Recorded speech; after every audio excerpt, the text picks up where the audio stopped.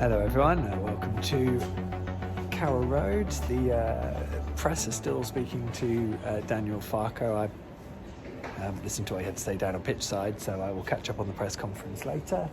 We've got Grant Hanley still doing the club media down there as well. It's not that I'm filling time, but it did finish here. Norwich City 0, Millwall 0. It's Norwich's third clean sheet of the season. They've conceded 8 goals in their first 10 Championship games, which as I wrote actually during the week, averaging fewer than a goal conceded per game is one of the things Daniel Farko is looking for this season. That would be noticeably better than what Norwich managed on the way to the Championship title actually 2 years ago. So you can see why that is something that is maybe of interest to Daniel. Norwich are unbeaten in 6, but they've won 4, drawn 2 of those. So a point tonight keeps things ticking over. Norwich deserved more in terms of their attacking intent. I think Daniel Farko kept reiterating the fact that Norwich had 27 shots, which is a record this season, he thinks.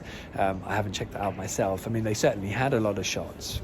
Whether they were from particularly productive areas is a moot point. And they looked a bit shot happy at times, whereas sometimes we've seen them not take a shot at all. So it's kind of an interesting switch of maybe. I saw someone put it on Twitter as well, which I thought was a good point. It looked like Norwich were kind of trying to force it a little bit too much. It's obviously a difficult balance, but I mean that came from basically being invited to do whatever they wanted to in significant periods of the game by Millwall. But it wasn't really. It was a fascinating game to watch, really. There was a period in the second half where I didn't really tweet any updates because I was just sort of absorbed on watching it, because I thought Millwall played a 5-3-2 pretty much all game, sat quite deep at times, and certainly in the first half had no real interest in pressing Norwich much at all, and Norwich were able to dictate a lot of the tempo, and they had some of their best chances towards the end of the first half, as you would expect, as Millwall maybe tired slightly and relatively. I'm not saying they were tired, but just from the work of the half, that's maybe the period where Norwich can sometimes instigate some poor decisions in their opponents and bring in some errors for them, and that was, I think, the period where Norwich came as close to scoring, which was with Shemek Poeta striking the foot of the post, although Daniel Farko was adamant that should have gone in really from the position he was and on his favoured left foot. Now, the second half, it started with Millwall pressing Norwich, and I was like, oh, okay. So it looked like they'd been sort of sent out to go and really get at Norwich, which would have been interesting. And there were a couple of times where they did it, and it really created some decent countering opportunities and some real spaces sort of behind Millwall's pressing line. So, but they were quite brave, Millwall, because they did that without, it has to be said, really creating much. But what it did, it just sort of kept Norwich honest. And I think, although they dealt with Millwall's counters very well, I think it just stopped them committing too many men too far forward too often, which was interesting. There were periods, though, that Millwall got very deep, and I think they're just wily enough to know when to buy a foul, to know when to just take the pressure off them a little bit. That said, Norwich then didn't take the actual real opportunities when they came along. I think in the second half, Emi Buendia had a really good chance that I think he hit straight at Bartosz Białkowski. I haven't seen a replay of it, so I don't know how glorious a chance it was, to be honest. In real time, it looked a really good chance and a decent save. But the rest of the defensive work from Millwall was excellent. They did really throw themselves in front of shots. They blocked well, and as I said, they could probably preempt the fact that Daniel would go from a 4-2-3-1 to his sort of 3-4-1-2 formation, which is the formation they switched to in the latter part of the Brentford game. But here, that sort of 5-minute period after the change, Norwich were kind of stuck defending Millwall set pieces. So maybe that was Norwich not quite getting up to speed quickly enough. They were different changes, although the shape was the same.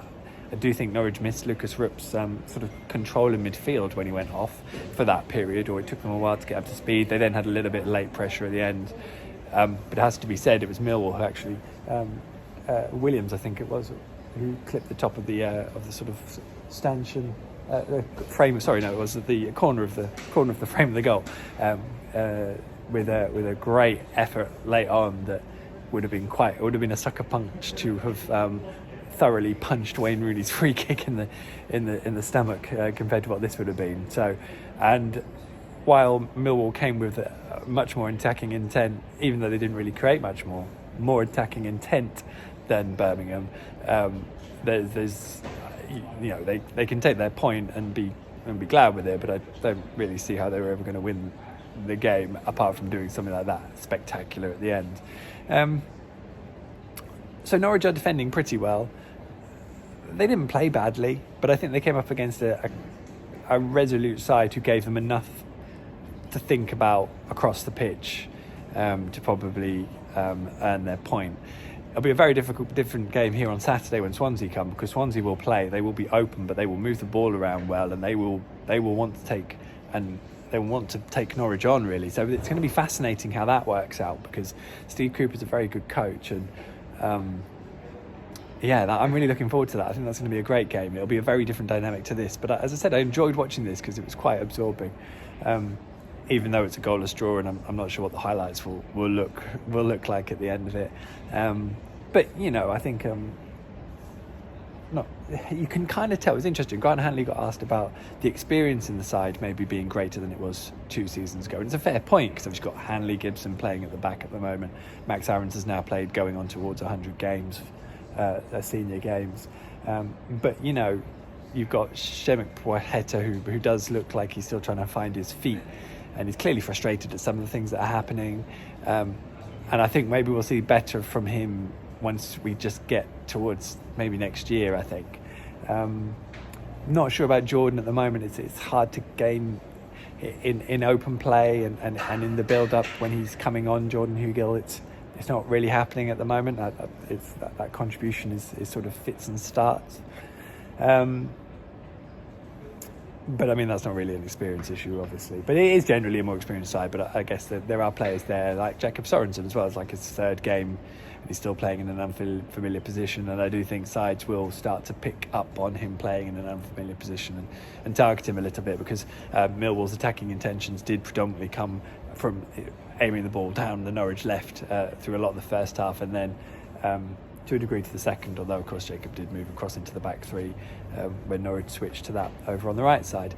I think I've rung this game dry of what it was. Tim Robinson refereed it, and my history with Tim Robinson and not really enjoying the games he referees is here. I don't think Tim Krul enjoyed it, because October's Player of the Month for the club had to retake about 8 goal kicks. No, it wasn't 8, but it was probably 5 goal kicks for the ball moving as he took them, which by the letter of the law is exactly true. But likewise, Biakowski was probably taking about 30 seconds over his goal kicks, and while Mr. Robinson did like to wave at his watch, he didn't quite manage to add on any seconds to the added time.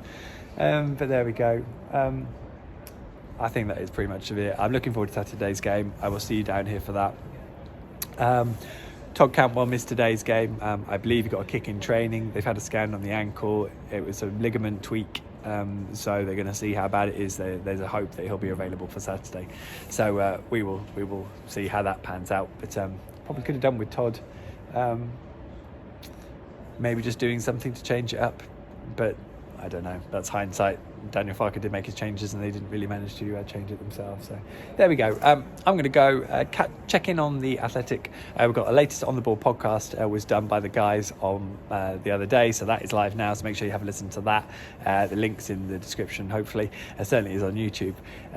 And as I said, there'll be loads of other stuff over on the Athletic. So check it out, and I will see you on Saturday back here for the Swansea game. In the meantime, please take care of yourselves, look after each other. Post any messages or comments or questions you wish, I'll give them a read. I always do. And subscribe and like as you wish, and follow. I'll see you at the weekend. In the meantime, take care.